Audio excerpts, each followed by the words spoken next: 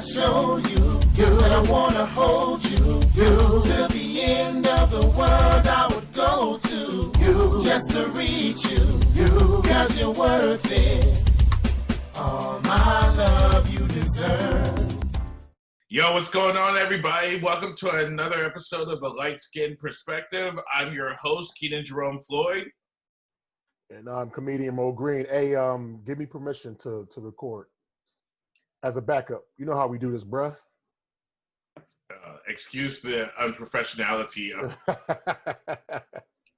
he always waits until the last minute to... Yo, as the producer, you supposed to be ready, bro. I was ready. No, you wasn't. You supposed to give me permission to record, so in case, because your bootleg Wi-Fi always goes out. I got the strong Wi-Fi. I'm on my mother's Wi-Fi, so it's strong over here. So when you lose your signal, which you will. Wi-Fi at all. You are connected, wired in. That was a dumb joke. Never mind. Yeah. If you want, you can also, if you are listening to this podcast for the first time, make sure that you like and subscribe to our channel on YouTube, The Light Skin Perspective Podcast. You can also follow us on Instagram at LSPcast. You can follow us individually on Instagram. Mine is at Kenan J. Floyd, Kenan to the Floyd as in pink. And I am at comedian Mo Green, Mogreen. Yes. That's right. Getting all the IG social media shits handles out the way so that people can follow us. I need more followers on Instagram because of the algorithms. Yeah. So, what are you doing over there? Watching porn? Oh, no. I got a show coming up this Saturday in Windsor Locks, Connecticut. So I'm just putting together a little event. It's pretty much done. You know what I'm saying? I'm trying to multitask and be productive, because it's like when I watch porn, like I have like 6 or 7 windows open, and if I could be what's the word? Multitask with that. Why can't I multitask with something that's actually beneficial for my life? So I'm doing a podcast, bam, and I'm creating the event. You're not very good at multitasking.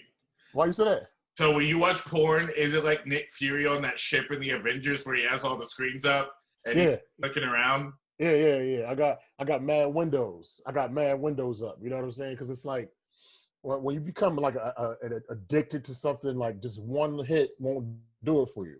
So you might find like the porn that you want to finish the job, so to speak, but you need a whole bunch of other porns to kind of like build you to that level to get to your destiny. So you create, it's like almost like a movie. You like when you write a movie, you write the beginning and the end at the beginning. You know what I'm saying? So I got the last one that I want to have the climax for, and then I have to find all the build-up porns to get to that point. So I create a movie with my. So what's the porn rabbit hole that Mo Green goes down every time he looks at porn?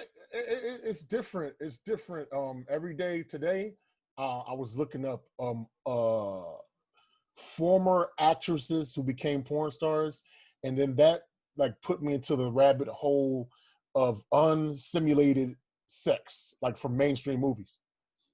So like a lot of times, like movies in like overseas and like, you know, just underground movies in the US, like they'll have like mainstream actors that like give head on screen, or like sometimes it'll be a prosthetic, but it looks real. So that's what I was looking at. I wanted to see like celebrities that fell off, or people who I think are potentially celebrities that fell off doing lewd acts because their coke habit is far stronger than what they make from SAG.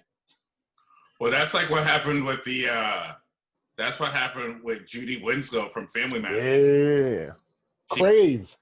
She went upstairs that one time and walked right into Vivid's offices and became a... She went upstairs and she sat on Lexington Steele's dick. Funny thing about that, I knew she was a porn star before I even knew that was Judy Winslow, because I think I forget, she was on Booty Talk, right? It was a Booty Talk with Lexington Steele, and they were at like a bar, kind of like like those elevated bar seats, and like her booty cheeks was hanging off of it, and he was hitting it from the back with a. And I was like, damn, she got a nice bubble, you know. But it was one of my favorite videos. 2-3 years later, I found out, oh shit, that was her. So like once I realized who she was, the porn was that much better because I knew it was somebody from my childhood as a celebrity that fell off, and she's a whore. I love it. I love whores. Like I like when a person becomes a whore, like a woman becomes a whore that used to be a celebrity. I don't look down on them. I'm like, yes, we should all be that. Well, you are a hoe, but not in the positive, not in that way.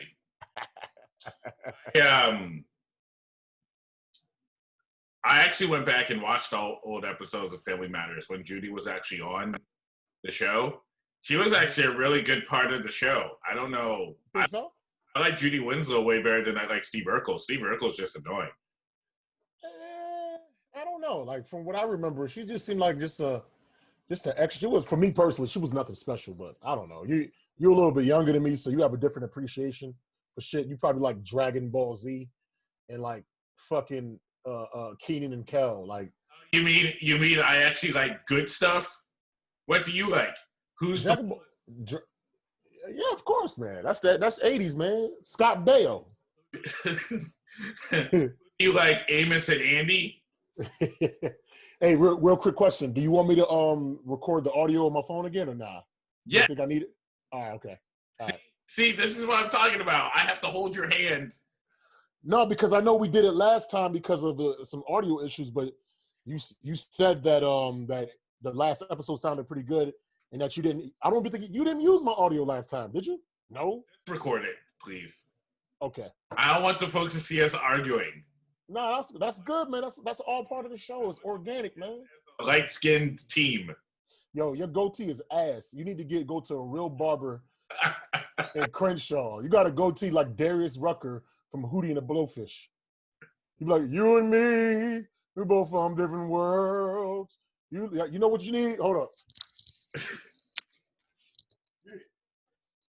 You need to rock this shit.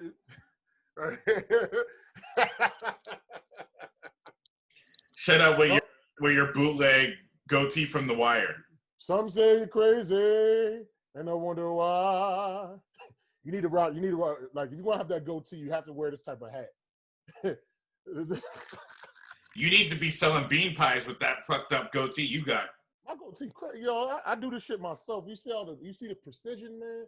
I just keep this bushy because this is the masculinity right here. Right here, this is the masculinity, but the thin part, that's the. I'm still smooth a little bit, yo.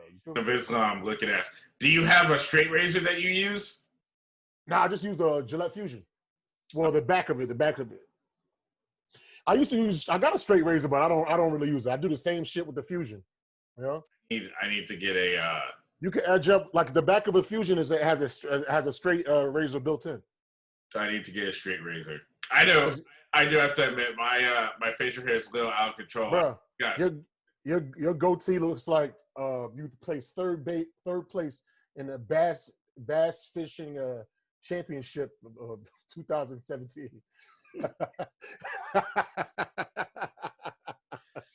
You got to be fatter to have the goatee that you have.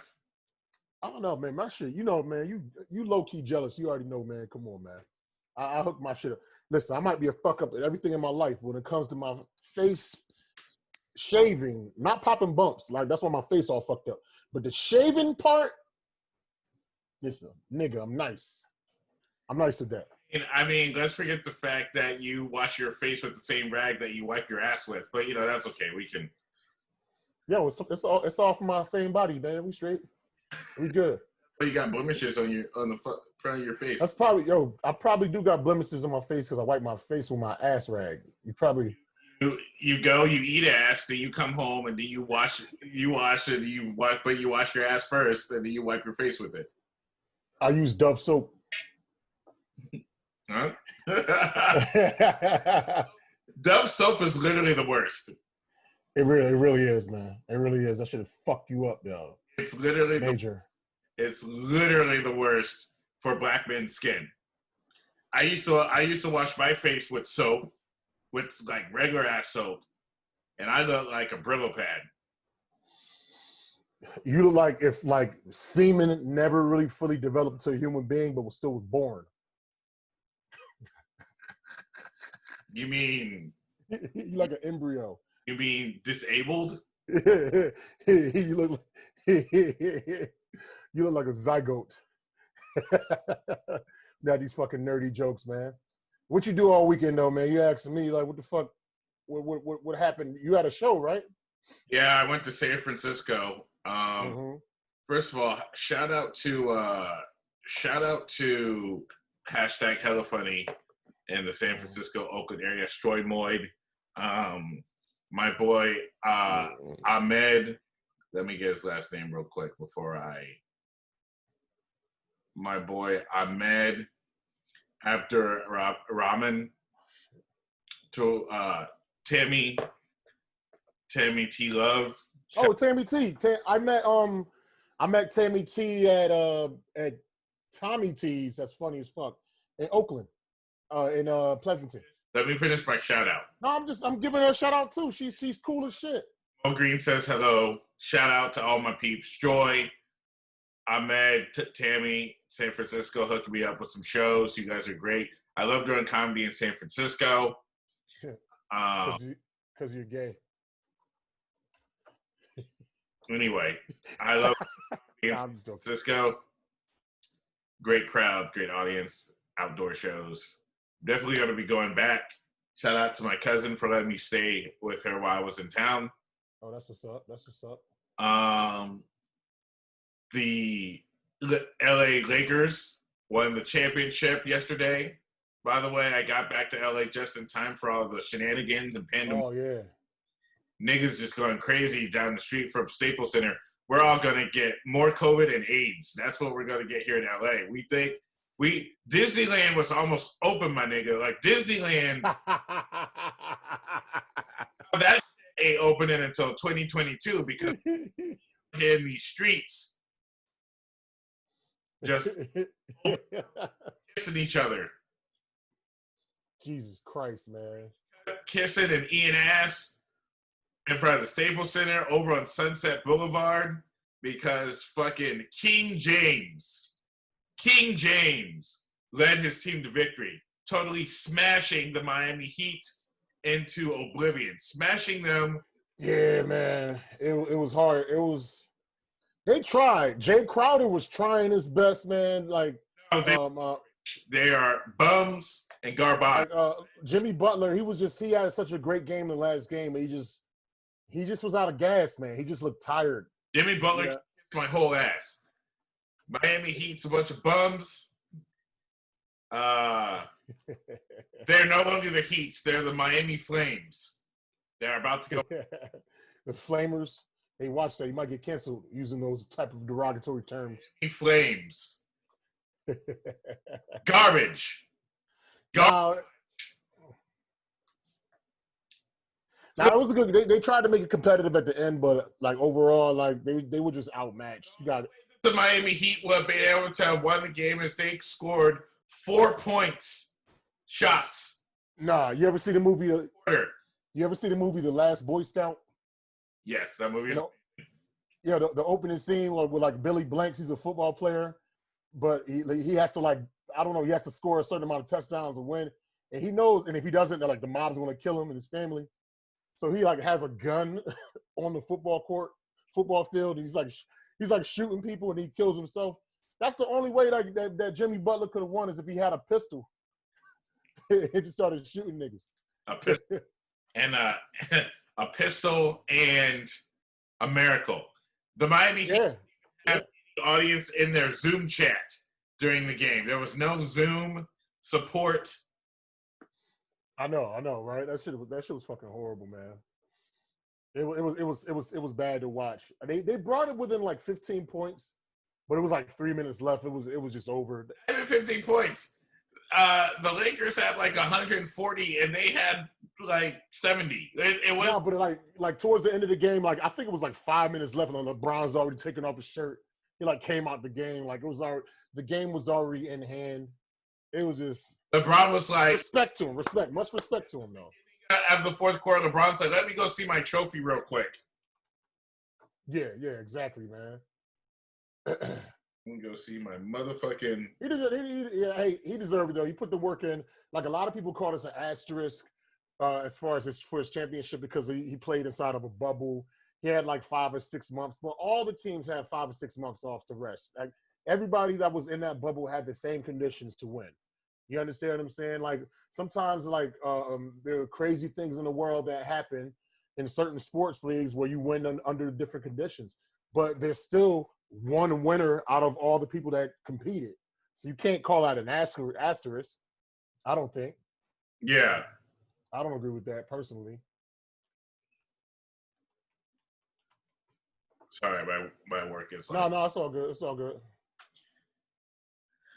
So yeah, LA Lakers, they did it. Now they champs, man. They got it, yo. They definitely got it, man. There's no denying that shit, man. They've made 2020 a little bit better. A little something. Just a tad. At least for Los Angeles, man. With the Kobe Bryant passing away, with all the fires and stuff that you guys got going on out there. I mean, you know, it's good that some people have a little bit of joy and a little bit of happiness. So, you know, that's cool. Because California is continuously trying to kill us. That's what it is. California is trying to kill us with earthquakes, mudslides, the Kardashians. California is just out here trying to murder.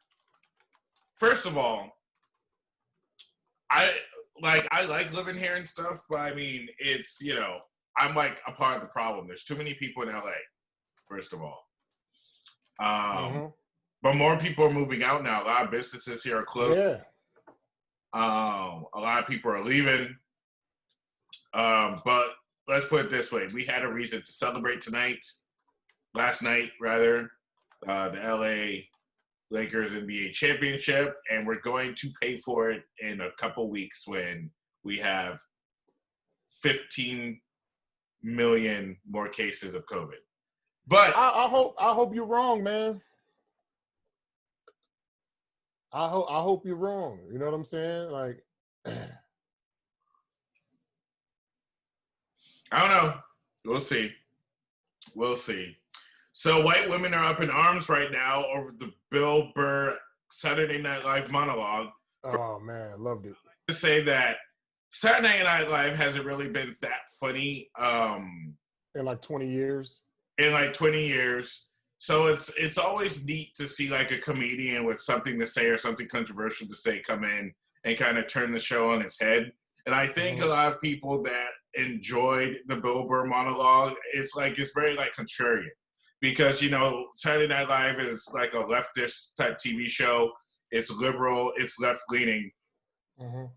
So there's like a type of expectancy of the people that are never going to get made fun of on Saturday Night Live when everyone else is cannon fodder for comedy. So it was interesting to see Bill Burr come in there and kind of, I don't know, slap the audience a little bit. Yeah. Oh yeah. Yep. What you think? What you think of the monologue? I thought it was awesome, man. Like we need to have those uncomfortable conversations, man. I mean, his biggest target was and as is always in his stand up social justice warriors and like and privileged white women, and he just got at him. He was like, white women a lot of times like they'll try to hijack movements. You know what I'm saying? There'll be some type of movement like Black Lives Matter or what have you, and they somehow insert themselves in it and try to speak for it, and then, you know, people forget the original message, and now we're helping out some privileged people that don't really need help as much as the people that it intended to help. So I'm glad that he did that. You know what I'm saying? He does it all the time though, but I don't think he ever did it on a stage that big as primetime television Saturday night SNL. He seemed like very proud to do that. I thought it was awesome, man. Well, what's interesting about what Bill Burr said, and also what's interesting about the people responding to it. What he said, how is it that white women have been hijacking the woke movement? Like the woke movement was originally for people of color, men and women, to have opportunities that they've never been afforded before. Right. And then somehow white women stepped over. What was it? Stepped over the line with their Gucci lace, with their Gucci boots, and all of a sudden they hijacked the movement for their own benefit, right? Mm-hmm. And to a certain extent, that's true. Now, we're not talking about all white women, but there are some white women that I know personally that really don't like to be criticized when they should be. Right. I'm saying, and this is the thing for my white women friends out there, or I don't have any white women friends at this point in my career. You done. But basically what it is that the reason this is the same people that got upset at what Bill Burr had to say are these quote unquote allies that do one of three things. Either because let's be fair, what Bill Burr said is what black people have been saying forever. You know what I'm saying? Decades at least. They do one of three things. They either ignore or over talk us black people when we're trying to speak, when racism isn't trendy or on the news or in politics, when we talk about our experiences of racism, you know, that happens at work or at Starbucks or whatever, mm-hmm. people are dismissive of our experience. And C, they just don't hang out with us. They really don't have like black friends to begin with, right? Or sometimes it's all three at once. So like the reason that like so many black people, for example, are like happy that Bill Burr said it is because this is literally the only dude that white women are listening to, which is ironic because a lot of woke white women they try to be like anti-straight white male, but those are the people that they listen to. Even the fact that they're reacting to what Bill Burr said, even though right. Black women have been telling them for years, black men have been telling them for years, other people have been telling them for years, and they've ignored all of us. But when Bill Burr says, "Oh, I don't think what he said was," you're still a part of the problem. You're still it's very frustrating when you're a black person trying to stop injustice and racism for your own people and somebody stands in your way because they're ignorant and they don't want to learn. You know what I mean? Yep. Like if you stand in my way on purpose, then we could fight. But if you stand in my way because you don't know and I'm explaining it to you and your excuse is, "Oh, I'm trying my best. You know, don't criticize me because I'm trying." Bitch, that ain't good enough. If you don't know what you're doing, get out the way. Exactly, man. Exactly, y'all. Get out the way. And that's why, in my opinion, white people can't lead social justice movements. In my opinion. They still gonna try though, regardless. That white guilt is the thing that pushes them to make that attempt. You can march with us, you can give us money, you can give us jobs, but you can't lead the movement. You gotta take a back seat. You need to follow the lead and you need to listen. You can't be in charge. Yeah, I agree, man. I agree, but a lot of them they don't see it that way. They just, you know, either it's a combination of either it's white guilt or you know they feel like they just like a lot of people just want to be included in some shit that has nothing to do with them. You know what I'm saying? Like I love when I make certain posts on like Facebook and it's clearly I'm talking to a black audience. And I'm having a discussion with black people on that post. I know the post is public, but it's still a conversation between two black people. And like white people, they'll interject their 2 cents. And it's like, yes, I know this is public, but you don't really have a place in mentioning or interjecting what we're talking about. You can't aid in this discussion. It's just like if two Jewish people were talking some Jewish business at a bus stop outside, you know what I mean? I could walk by, I could overhear what they're saying, but if I try to interject and give my 2 cents, it's like, yes, I can hear them, but is it really my place to interject and give my opinions when it's clearly like a conversation between two people that they're family or you know, they're of the same race? And I feel like a lot of white folks, they try to do that with us like all the time with certain things. It's like, yo, you don't have to talk or try to fix shit every time. Sometimes, like you said, just shut the fuck up, be a silent partner, you know what I mean? Help us out like financially, but let us do the talking and let us try to figure this out. You know? And the reason is, I think that like a lot of white people don't really understand what the nuances of blackness. Mm-hmm. First of all, you have to get over the thought of us being a monolith, because we're not. Now, you can say all you want that you know we're not a monolith, but the proof is in the pudding. Mm-hmm. How you treat us and how you react to certain things that we do proves whether you believe that we're all the same or not. You know what I'm saying? So that's when it comes down to, like, sometimes what'll happen is, you know, sometimes when you talk to like a white person and they'll say like the N-word or something. They'll be like, oh, my friend Tyrone down at the firehouse, he lets me say the N-word. So it's like, yeah, okay, well, the nuance is that most black people don't want a white person saying the N-word to them. So you still gonna get smacked in the mouth. Yeah. Yeah, but what my friend Tyrone, blah, blah, blah. Well, I'm not Tyrone. You know, Tyrone doesn't represent all of us. Also, you know? Tyrone might not have any black friends. Tyrone might only hang out with white people. Tyrone could also be a self-hating Negro.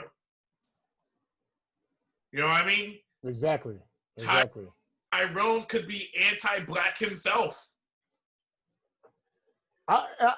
I just love it. I got a question though, because it seems like Bill Burr is definitely liberal, and he's definitely sensitive to he's sensitive to the black struggle. But do you think that's because like you think he's genuinely sincere, or do you think a lot of that has to do with the fact that he's married to a black woman? Because could you see himself going this hard for us if his wife was white? It could. I appreciate it. I'm in the control. I appreciate it. I feel like he's sincere, but I wonder that though. Like, who you're fucking, does that really kind of alter? Yes, it could be a little bit of both, but it's definitely because he's married to a black woman, I think. Mm-hmm. That's just my opinion. He was good friends with Patrice, but Bill's been talking like this for a long time. And like Bill Burr, like, that's because Bill Burr actually has like real black friends. But go ahead. Yeah. And because I compare, because like Gary Owen is kind of like that, but Gary Owen doesn't really take political stances as much as the way Bill Burr does. You know, and Gary Owen's more goofy. He's more happy. Like he's goofier than Bill Burr. Like, I don't know, like the way Gary Owen comes off, it's almost kind of like he's kind of, I feel like he's culturally appropriate a little bit. You know what I mean? I got to go to a cookout, get myself to a black barbecue. Oh my God, the food was so good. Like Bill don't act like that. Bill doesn't put that twang on his voice. Bill is himself. Bill is himself, and he still has a black woman. That's not Bill. Yeah. Bill's not going to talk like he's from the hood. He's going to talk like a redhead from Boston. Yeah. And that's what makes him seem more authentic. Yeah, and he's not going to tell black jokes just because he's and the thing about his wife is that his wife is funny herself. Like she's really? Yeah, she's been on this podcast and stuff like that. She appeared on Crashing and stuff like that. She's funny herself, and she's probably opinionated about a lot of what's going on. Oh, yeah, she was. Mm-hmm. So he's learning firsthand. True that. Firsthand how black people feel about what they're seeing. And that's the interesting point about a lot of white women that are getting upset with the SNL monologue, is because the fact that you're getting upset at the SNL monologue, these particular women, you're already proving that you don't listen to us. You don't listen to us. That's why you're shocked and appalled that he said what he said. When you heard what he said, you're like, well, he's being a misogynistic asshole. Well, that's what we black people have been saying forever. to your face. Mm-hmm. Yeah. And you've just lit it like we don't know what we're and talking. It's wild because like everything he said, nothing he said was a lie. If you notice, if you listen back to the tape, I mean, I wish you could play it or play parts of it, but they were great jokes, yo. They weren't getting like crazy laughs. It was a lot of uncomfortable, like, where's he going? And then some people just they clapped anyway. It was a divided audience. You knew it was dope, but if he could have easily pandered and slayed that shit, or did his traditional shit and just slayed it. But they were so uncomfortable, but the shit was so fucking real. Like when he was talking about Pride Month, and he was like, isn't that kind of long? And he wasn't saying that Pride Month was long. He wasn't saying that it was too long just for the sake of it being too long. He was saying that Black History Month is too short. Mm-hmm. Black History Month should be at least as long and in a better month where there's better weather, because we are people from the equator. I thought that was beautiful how he tied that all together, man. Unfortunately, Bill Burr was the one that needed to say it for people to pay attention. Yeah, because even us as Black comedians, we've been telling that joke forever. Yeah. Oh yeah, definitely. I have a joke somewhere to that. I know other comedians that have been telling jokes about how Pride Month is longer than Black History Month. Mm-hmm. Jokes like I tell jokes about white women and how they're like on that thin line of being oppressed and the oppressor. Right. People that talk about white. So it's like we've been saying it, but it's Bill Burr to be on Saturday Night Live for someone to be like, oh shit, I didn't. Yep, he just gave it was a stock joke. It's definitely a stock joke, but his spin on it, and he said, what did he say? He said, gays are, he said, the LGBT, they're the only group that wasn't enslaved that has like 30 days, you know? So I forget how he said it. I'm butchering it. But it was awesome. I just love the segue because he did it in such a smooth way. First of all, he set it up like as if he didn't know what he didn't know what the month was. And then he showed his confusion, like they're getting all this recognition in this wonderful time of the year. But what about back in February with Black folks? We're getting the shortest month of the year, the coldest month. It gets dark early. And then, no one wants to go to the parade. Somebody wants to do a parade, yeah. We need to celebrate Black History Month with cookouts, nigga. Like we don't need to be in the cold. And also I love how he made the correlation of like there's also gay Black people. Yeah. Too. So it's like, why don't you just give them 2 months to celebrate Pride and Black History Month? Mm-hmm. But yeah, I thought it was good. I mean, I don't know if it's going to open up a discussion. I mean, I don't want me to do those jokes, and then people are trying to be like, well, you're copying Bill Burr. No, I'm not copying Bill Burr. I've been telling those jokes forever. Right, facts. By the way, like a lot of Black people have been saying those jokes forever, and people just don't really pay attention to us. Or also, they don't really put us on TV when we be talking nonsense like that. Mm-hmm. So, yep. Like I've had so many white women block me on social media because of like the shit I say. Yeah, because you are racist and you hate white people. So I understand it. That's eventually what they say. They get to the point where they're like, yo, Kenan, I know you don't like white people. And then they go hang out with their coonish Black friends. They're like, oh, I don't know why that nigga doesn't like Black people. Why don't we go over here and look at the cotton fields? Why don't we, I said, exactly. Why don't we come over and go over here and listen to some Coldplay and drink some White Claw, Missy? Just remember, Susan B. Anthony fought for women's right to vote against Black people's right to vote. So that's all I'm going to say about that. Yeah. FedEx. You can Google that shit. You can FedEx that shit. You can Wikipedia that shit. You can encyclopedia that shit, and you can find out what I just said is true. So long story short, it looks like Mo and I both enjoyed Bill Burr's SNL monologue. Loved it, man. It was kind of like, it was reminiscent of Chappelle. Not 840. 840 wasn't comedy. It was just a monologue. but it was reminiscent of Sticks and Stones. But I feel like Bill Burr went kind of deeper because he like directly attacked like the powerful like social justice warriors, and namely like privileged white women. Who attacks that nowadays? Who has the courage to do that? That was awesome, man. That's what I'm saying. People do it. People do it, but it's who gets listened to. Some people just ignore us. And he's not worried about losing out on white buns because he got black buns right at the house. If anything, he did such a good job for black folks. His wife might invite some of her thought friends so they can have one black bun orgy with Bill Burr. Mo Green with the porn. Yo, my mind is messed up, man. You got to save me, man. What counsel would you give me, Elder Floyd? First of all, you need to come in terms with yourself and with God. And you need to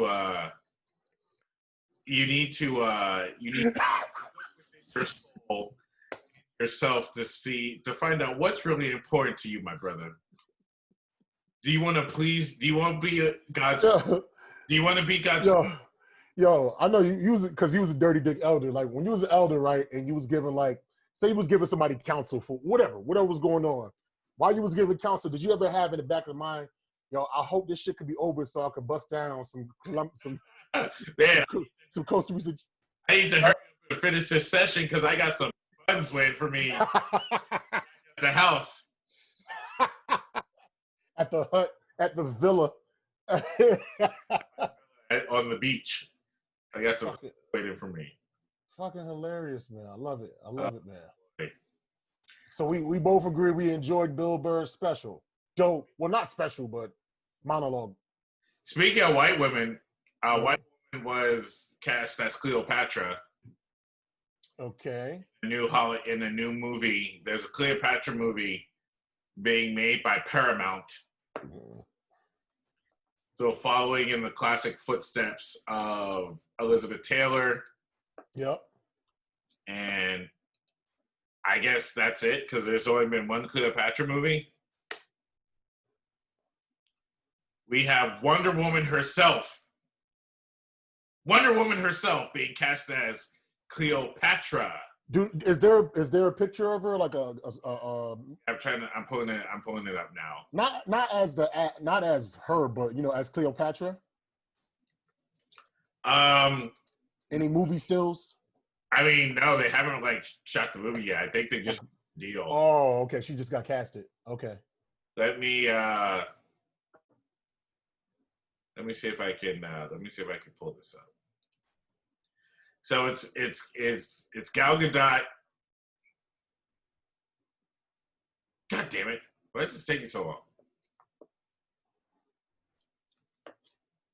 Oh, by the way, Gal Gadot's very, very pretty. By the way, she got an ugly ass name though. Gal Gadot. Yo, for some reason, I think you pronouncing that shit wrong, yo. I think it's Gal Gadot. I'm not saying Galga. I'm saying Gal space. Gal.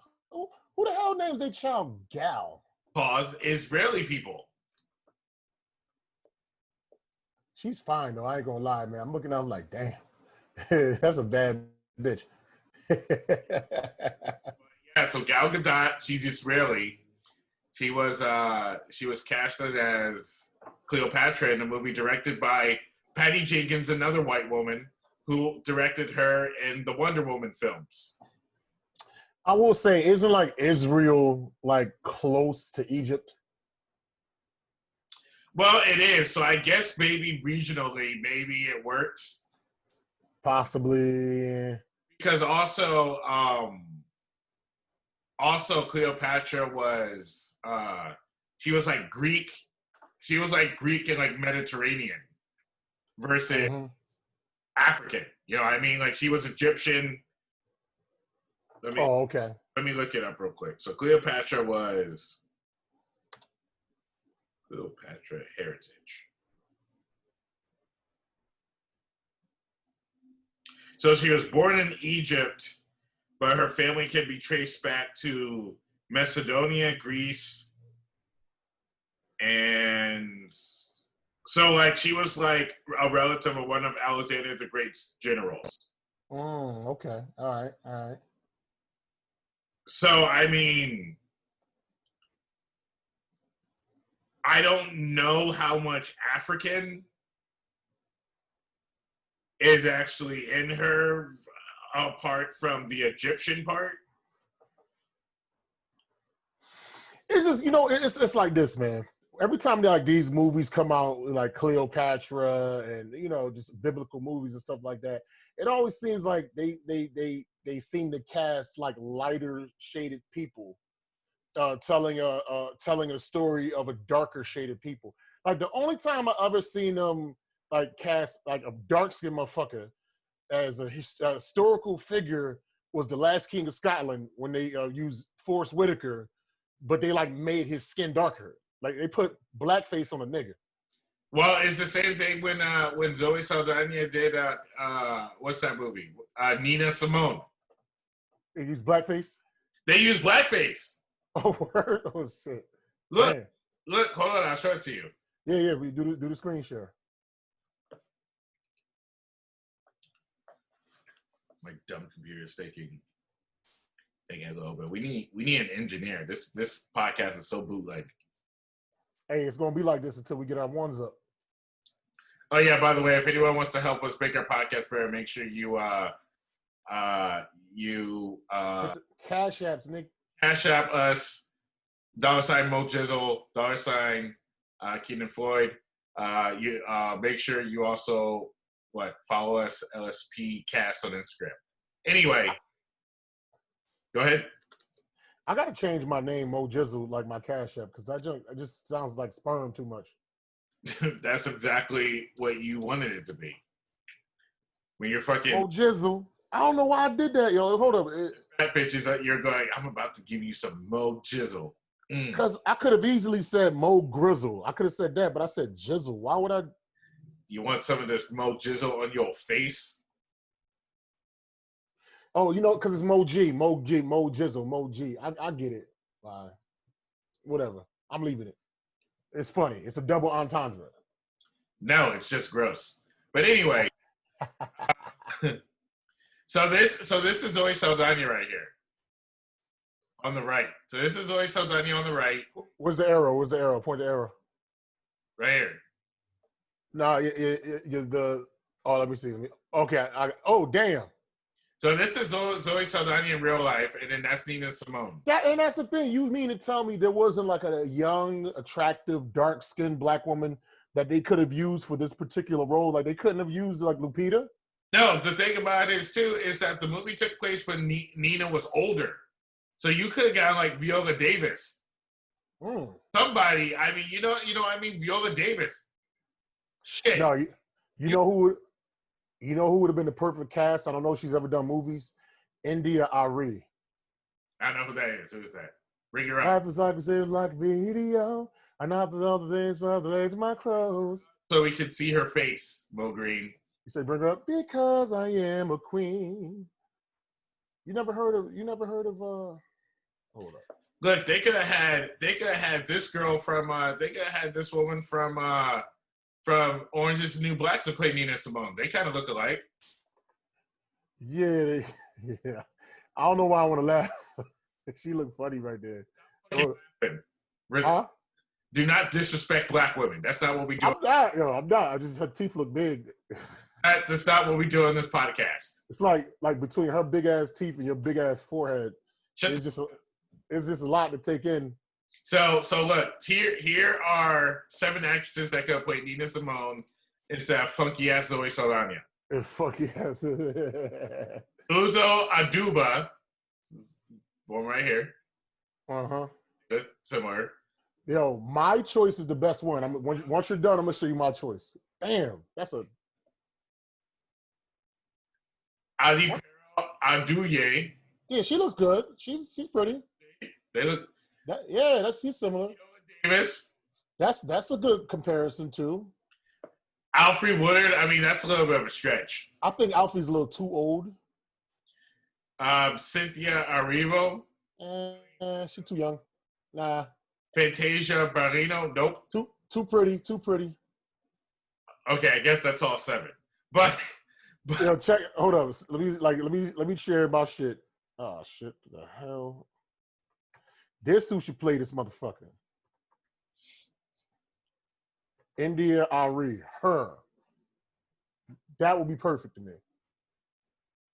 India, she's just a singer, or is she a? She's a singer. I don't know if she's an actress, but when I look at Nina Simone, who's a poet and a singer, she just reminds me of her. I get that vibe. India Ari got thick though. She got some tig old bit. I'm not disrespecting or objectifying black women. I'm showing that they're beautiful, and because I'm not good with words, I just say, "Damn, you got some big ass titties." Mo Green is up here being straight up disrespectful. No, she's sexy, man. Look at them titties. Look at this picture right here. Like this one right here, bruh. She wasn't 15 years ago. She ain't have all this, man. She ain't have all this 15 years ago, bro. Beautiful, this beautiful sister. Yeah. Oh yeah, definitely. I mean, from the neck down. No, she's beautiful in the face too, you dummy. I don't know. I mean, I guess it's to each his own. Have you seen our faces lately, Mo Green? Yo, as men, we don't gotta be beautiful. We just have to be productive and talented. Anyway, get the shit out. If Robert De Niro could get buns, anybody could get buns, man. If you got money. Get the shit out of here. Get the shit out of here. This is disrespectful. Yo, you gotta listen to her music. She's a great singer, man. Oh, I will. I'm gonna listen to her music after this podcast. We can play a clip right now. We got 30 seconds. No, let's. You want to stay on point? Keep it on point. But yeah, keeps doing Hollywood. They keep. You remember the movie Exodus, Gods and Kings? No, I never. What was that about? It was about white people fucking each other up in the Red Sea in Egypt. See? Exodus. I've heard of it. Yeah, that's what I'm saying. Like, you got Christian Bale playing some dude. Yeah, it's like they're trying to whitewash history, man. And imagine. Fucking everybody that's in the movie is white. Yo, you know what need to happen, man? Like, Spike Lee need to make Spartacus like 300 and have Idris Elba play Leonidas. Yeah, we need to make a movie where we have Idris Elba or Anthony Anderson play Theodore Roosevelt. Or Anthony Anderson too light skinned. We need the darkest brothers possible. Like all the African British dudes that get all the American roles. We need like Chiwetel. Yeah, we need that. What's the African guy's name from Blood Diamond? I can never pronounce his name. It's Chiwetel something, and the dude that was married to the dude that was in the Janet Jackson video. I don't know. We need to get Seal. Love or never do. That dude, he was doing the bald headed shit. Never do without you. To play fucking we need to get Seal to play George Washington. You know what I'm saying? We need to get Sidney Poitier to play Abraham Lincoln. Yeah. We need to get Lupita Nyong'o to play Susan B. Anthony. we need to get Danny Glover to play Benjamin Franklin. Yeah, Hamilton ain't good enough. All of them are Puerto Ricans. We need to get some dark-skinned. Yo, they should make a movie about the American Revolutionary War, and it's just all dark-skinned black dudes playing every part. I'm down. That spoof needs to be done. I'm surprised that spoof was never done. That's amazing to me. That was never done. The closest I could see, like, remember that movie, A White Man's Burden? And it basically was like it reversed the roles. So like the white people were the oppressed, and the black folks were the oppressors. It came out, I think, in the late 90s or something like that. That sounds like a dumbass 90s movie. Yeah, and that's exactly what it is. So tough out here to be a white guy. It's just so. I walk down the street, and black people just keep making fun of my sneakers, man. I am so oppressed. I'm so sick and tired of these black guys making fun of my shoes and my ability not to know how to dance. Like, boo-hoo. You're mad because, like, the most, like, black people, we don't oppress whites. The most we do is make jokes, and they're just mad because we can say cracker, but they can't say nigga. Yeah. Yeah, black people and white people, we see tragedies in this country differently. Just because of where we came from. You know what I mean? Like, when when people are like, oh my God, James got beat up by a bunch of black guys. And then everyone's like, oh my goodness, that's terrible. We need to do something. We need to change that neighborhood. When it comes to black people, did you hear that white James got beat up by a bunch of black guys? What did he say to them? Well, he must have did something wrong. He must have did something, because we're just not out here just being up white people. You said you wrote a check you couldn't cash and you got smacked in the mouth. That's what happened. Oh boy. So yeah, we need to make our own movies. Yeah, we do, man, and that's where you come in, because you're the new age. You got a pilot and some things coming on. You're the new age. What's his name? Kenan. Kenan Jerome Floyd. Stop trying to compare me to people. Jordan Peele. You're the new age. Jordan Peele. You're like Jordan Peele, but you don't smash white bitches. Because I can't get past the first conversation of the first date. Yeah, because the first thing you say is, you devil, why do you want this penis? You can't open the conversation. What is it going to take for me to partake of your devil pussy? No, ever since you saw Malcolm X, when he was with the white chick, he was like, kiss my feet. Like, you try to reenact. You try to reenact that scene every time. And you get away with it with some bitches, but most of the white, they not going for it because you don't got the money yet. Like, feed me some butter pecan ice cream. He's like eating eggs and shit. She's feeding him eggs. He's like licking his nasty toes. That was an amazing scene. Yo, that was her first. That was her first role, right? And then when she goes like for her next audition, so the fucking director's like, so what were you in? We're like, you know, what did you do? I kissed Denzel's feet. That's your first thing, like, really? Amazing.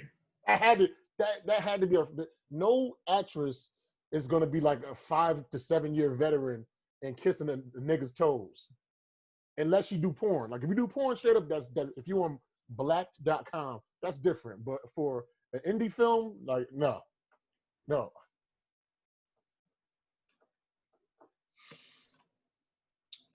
Yes. That scene was amazing. What was that? Oh yeah.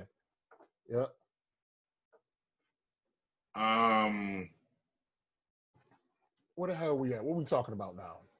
I'm glad you got these damn. No, fucking people at work are like bothering me. I'm trying to do a podcast. Oh, work hours. Oh yeah, no, that's all good. I mean, this is what's gonna happen. I mean, if you really get into your editing bag, you can cut all this shit out. But I don't think you want to spend that much time fucking with it. You don't have to. Yo, the audience likes this. The audience likes this extra shit, man. This is what makes it entertaining, man.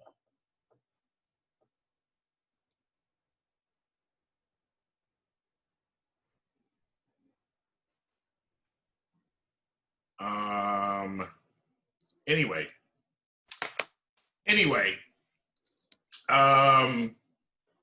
the vice presidential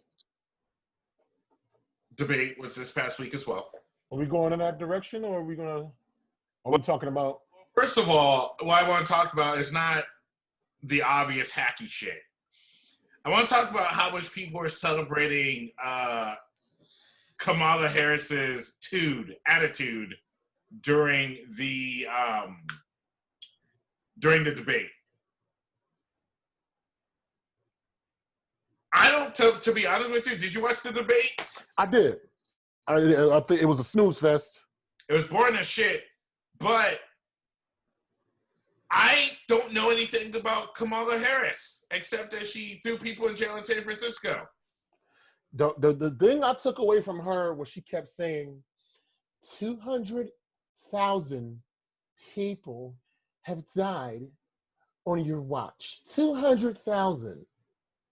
All these 200,000s of people have died, and it's your fault that 200,000 people died, 200,000 deaths, 200,000. And Like she was playing on emotions. And that's not all. You can't put all that. She was like, "Excuse me, but I'm talking." Yo, just let me break something down. To throw out that number, like with all like the false positives and with the way they've been inflating numbers, like people would have a certain sickness, they'll die from something else, and they call it COVID. Who knows exactly how accurate that number is? So to keep throwing out that number when you don't specifically know, because the numbers like they're being fudged and skewed. I think in some states there was like 10,000 deaths that were like that were added that weren't accurate, that were like something else. With all that's happening, how could you like throw out a solid number like that that's sketchy? Just say many people died. You should instead of giving this specific number. The number is not even really what bothered me. I mean, it bothered me. A lot of people have died from COVID stuff, but it's like outside of that, I need to know what your policies are. Like, I didn't know we were on the side of fracking. Yeah, fracking, isn't that a way of mining for oil? Yeah, it's fucking up the earth. Like, how does it work? Like, they use like air pressure or something like that? Fracking, let me look it up so that I don't sound like an idiot. Because I looked it up before, but I didn't really understand it. But if we're going to talk about it, we might as well have an accurate idea of what it is. Matter of fact, I'm going to look it up too. So fracking is,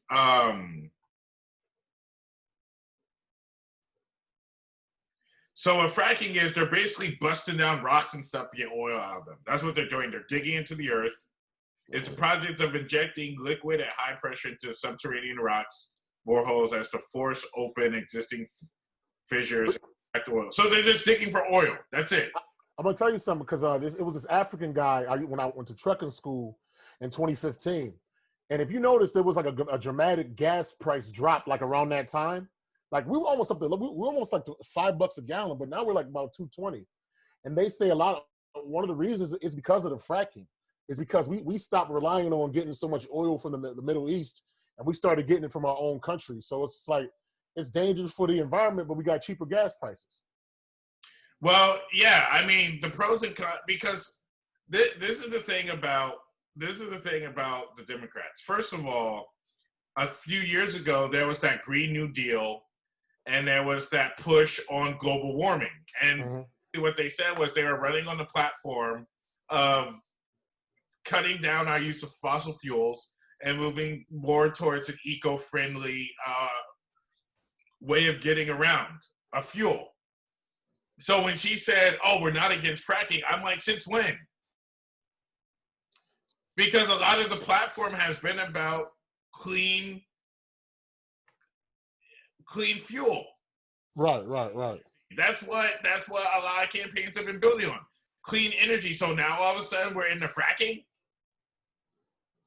Like it came out of nowhere, you know what I mean? I was like, did Joe approve this message? Like, I'm not sure. Yeah, she contradicted him. Yeah, she was contradicting herself. Or not, because I'm not following the campaign that closely. I mean, I wasn't paying attention on the part of fracking. I'm paying attention on the parts of like being a black person listening to these politicians. Every politician is trying to pander to the lowest common denominator of black people. Why is that though? Why, if we're such a small minority of a population in America, then why are people so obsessed with pandering to us? You know? We influence culture. Yeah. Worldwide. Simple answer. The export that black Americans give to the world is cool. You know what I mean? Mm-hmm. So basically, they watch the NBA in Japan. You understand what I'm saying? True. We don't fucking watch Russian hockey. You know what I mean? Facts. We barely watch soccer. But I watches basketball and football. like a lot more countries have opinions about us more than we have about them. You know what I'm saying? Because we're at the top. It's like it's like certain comedians like they just bug me, like Trevor Noah, or just like British like black comics that are snarky and they just talk shit about America and American politics and stuff like that. Because it's like you'll never see a hood dude from Brooklyn obsessed with like talking shit about England. You know what I mean? Yo, you know what I'm saying? This is Raheem. I'm out here in Buckingham Palace. These motherfuckers' tariffs is higher than the motherfucker. Queen Elizabeth, she be drinking blood and shit. You know what I'm saying? Fuck this shit. You know what I mean? Like America, you know, like you don't see that, man. And that shit is amazing to me. You know, people are always obsessed with what the fuck we're doing, but we don't care what anybody else is doing, man. You know? Well, I mean, to a certain extent, yeah, but the reason we have a big spending power, we have big influence, and we take for granted how much influence we actually have in this world, and we need to be using it to our advantage. Facts.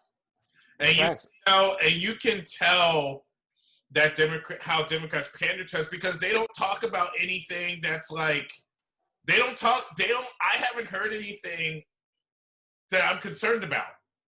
Like, tell me, like, I know racism exists. Okay, Trump is racist or whatever. Racism is a thing.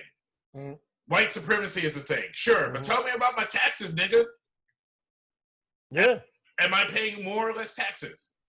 Am I paying more or less taxes? Are gas prices going to be lower?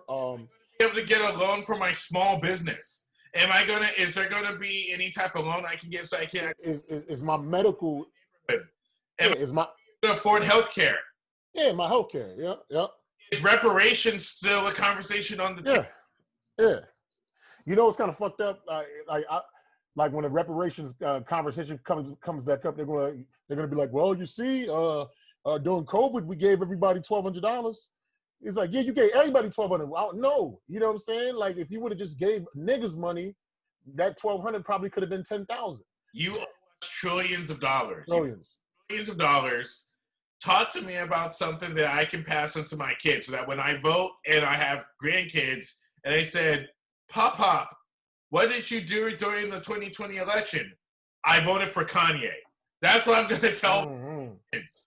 Did you know that there's a black woman and a black a black vice president and black presidential candidate running? Her name is like something Jones. Did you know that? I didn't know that. Beautiful. No, somebody just told me that the other day. Like, I forget which party it is, but I'm gonna look her up. Third party, fourth party. Yeah, pull it up. Yeah, no, I'm gonna pull it up right now. Female presidential candidate 2020. Her name is. Share that screen. Yep, I'm going to share it. I'm looking at it on my main computer first. And then I'll bring it up. Man, this is some bullshit, man. Come on, man.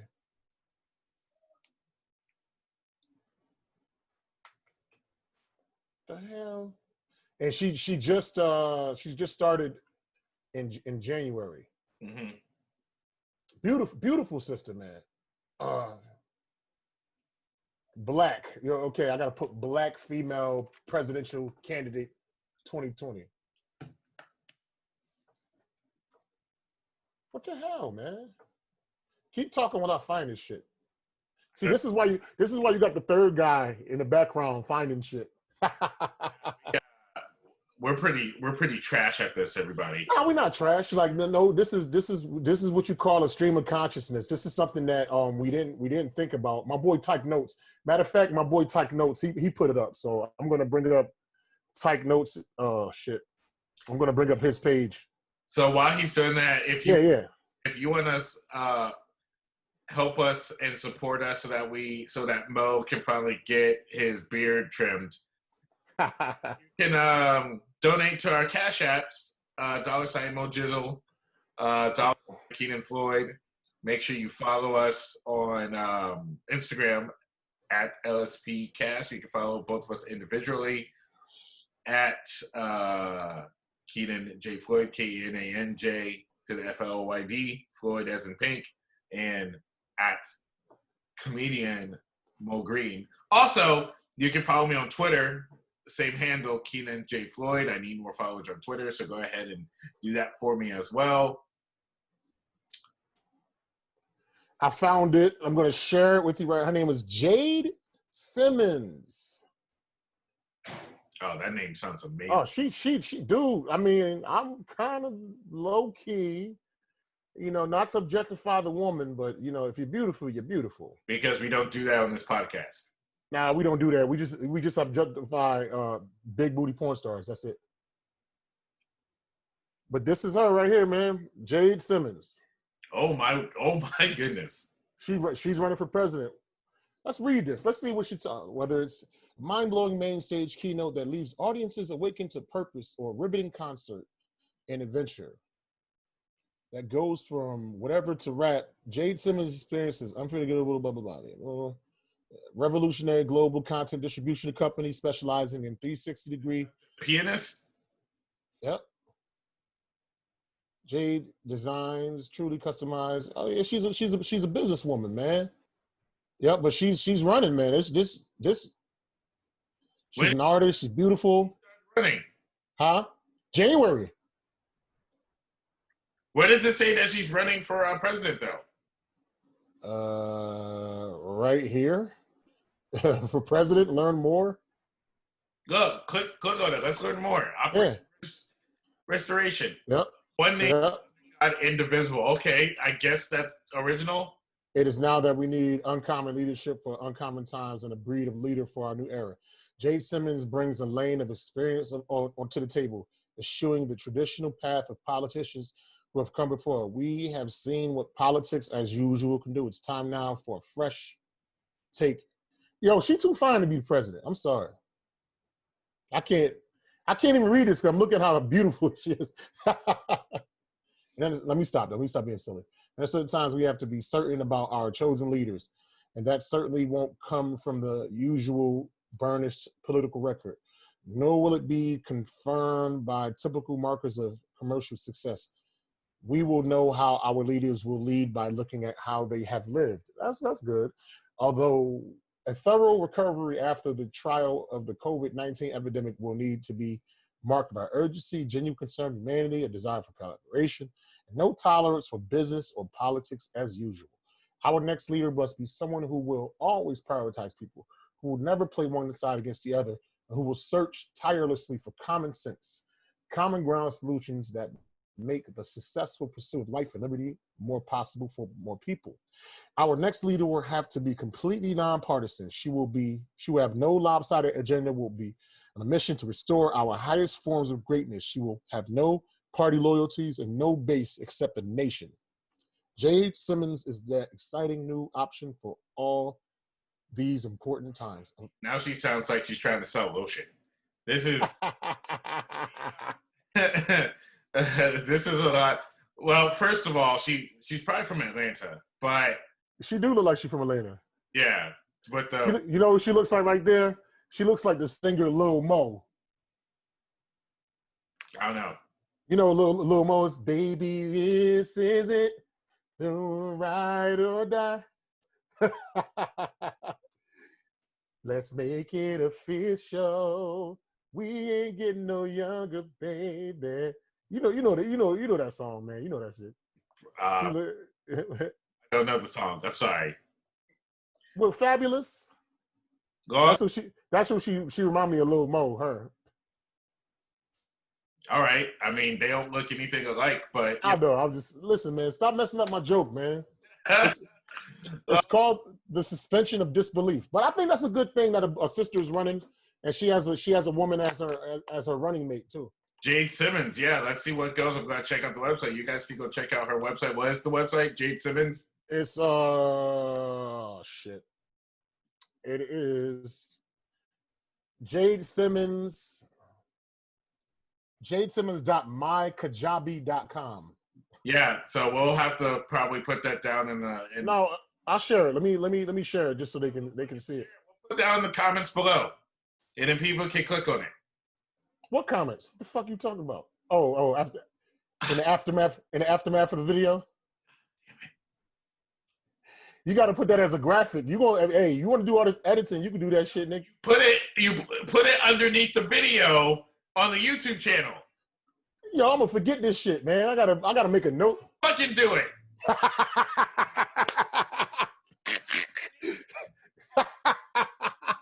Jesus. Yo, you sound like the type of dude when you get married. If you get mad at your wife, you're gonna punch that bitch. Nope, not even close. You always get angry at me, man. Look, all I'm gonna say to this, Democrats, if you want to appeal to me personally, I don't give a fuck about your hot sauce. I don't give a fuck about your ability to know how to dance. I don't care if you wear Timberlands. If you twerk. Or if you twerk. I don't want to see Jay-Z and Beyonce at your rally. I don't give a fuck. It's your boy, The Rock. But talk to me real. But I'm afraid. Like the whole, like Kamala Harris, when she, you see that picture, like, oh, let's look it up. She has like on like Timberland boots and fucking fatigues. Kamala Harris, Timberlands. It's just such. Hold on, it's just such a pandering picture. Where is it? We gonna find this. We gonna get to the bottom and see. This podcast looking up stuff on the internet. What'd you say? We wasted this entire podcast trying to look. No, we haven't. No, we haven't. This is a part of what we do. There's no rush. But you in a rush to go somewhere? Yo, yeah. When you look at this, come on, man. First of all, she got the bullshit Timbs on. Them shits is whack. And she's doing her she's doing a stance like she's in an 80s rap video. She looks like she's about to take a prison photo. I want to do that squat shot. Like when she kind of like. I want to see like the squat. Like this. Yeah, shout out. The shout out photos. I say, yo, all she need is like. Harris loves her Timberlands, and then it says, "As a black woman, get out of here with that." Yo, the Timbs is whack too. Like the ones that she got are some bullshit. Out here with that. You're trying to appeal to us on the lowest common denominator. Look at those Timbs is garbage. The way she got them laced. I mean, they're nice shoes, but it's just like you're trying to. We're like, what did she say on this trip? Yo, I bet you if you do a Google search of her footwear, you would never find her in a pair of those boots ever in her entire life. What is this trip? What is she doing in this trip? Click on the Instagram. Click on the Instagram thing right there. Which Instagram one? Go down. It's third down. Stop right there. No, right there. The Instagram. So view image right here. Yeah, sure. No, fuck. Go back. All right. Frustrating the shit out of me, man. Okay, go up. Scroll up. Okay, right. Oh, the Instagram. By the airplane. That one. See, they're not even fucking saying what she's there for. I know she's just walking around with her Timbs. What is she like? What was this trip about? Yo, she just like, all she need is like a gold chain with a hot with all she need is a gold chain with a hot sauce pendant. She looks like she's in. Where is she in that picture next to that car? What's that? I don't know. Look, like everybody else, like they got on like a suit. Anyway. He has a nice suit. She got on like a fatigue jacket. This is frustrating me. I don't care. Stop sharing. Yeah, stop fucking sharing. I don't give a fuck. Before you have a conniption fit. Yeah, look, the only thing I'm worried about, and the last thing I'm going to say, and we're going to say in this podcast, is I'm just worried about the pandering's going to get out of hand. Because, every time a president's in office, we get those movies that are based on those president's politics. Like when Bush was in office, we got like Black Hawk Down and like American Sniper, those like military, like Go America movies. When Trump was what's his face? Obama was in office, we got Get Out and Selma, like those Black Power movies. If Joe Biden and Kamala Harris are in the White House, we're going to get those like Dangerous Minds movies where it's like a white person goes into the hood. Those are going to be movies we're going to get. Get Out. I want to correct you. Get Out came when Trump was in office, but I get what you're saying though. Yeah, I mean it was made when Obama was in office. Oh, was okay. I mean, touche. you know, he was writing the script. Who gives a fuck? Touche.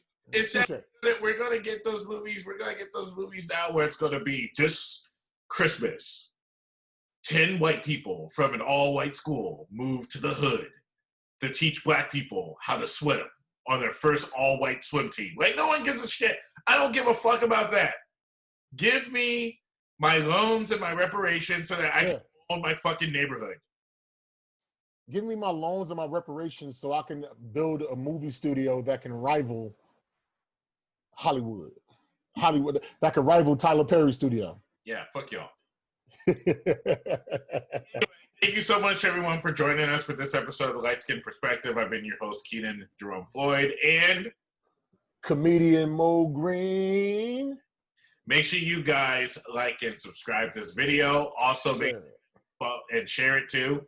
Share this motherfucker. Make sure you guys also follow us on Instagram at LSPcast. You can follow us individually at Kenan J. Floyd, Kenan, J to the FLOYD as in pink. And you can follow me on IG at comedian Mo Green, MOGREEN. And also, if you want to help us not have such a bootleg podcast, you can also donate to our Cash Apps, $ Kenan Floyd and $ Mo Jizzle. GIZZLE. Pause, nigga. Pause. We'll catch you guys next time. I'm like Kenan Jerome Floyd, and like I'll see you guys later because I gotta get some buns and I'm going to Starbucks. Okay. Goodbye. How can I show you that I wanna hold you to the end of the world I would go to just to reach you, cause you're worth it. All my love you deserve. Hey, let's make a date. Be at your doorstep 8:30. Wear the dress that caress your waist. Matching necklace, it has me breathless. City steam for some comedy. Spin to the rust for some poetry. Hip tie same for the martinis. There's so much to do, my boo and the beat. Black eyes style, we can vibe the jazz. Drinks on me, don't bring no cash. You don't have to ask, you deserve. It's all for you. You are worth how much worth? Let me describe your diamond raindrops from the sky in my arms.